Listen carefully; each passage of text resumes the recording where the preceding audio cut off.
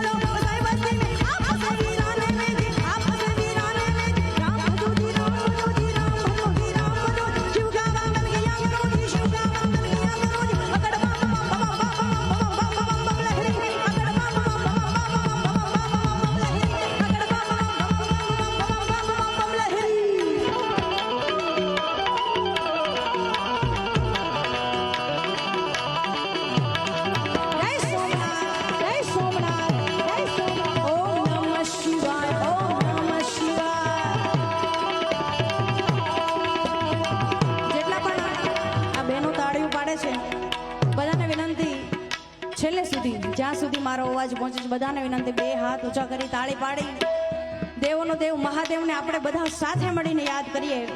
તમારે ખાલી ઓમ નમઃ શિવાય ગાવાનું છે બધાને. હા, આગળ મહાદેવ વાલા નથી. હા, ક્યાં વાત. ઓહો, હા સુરત. હા,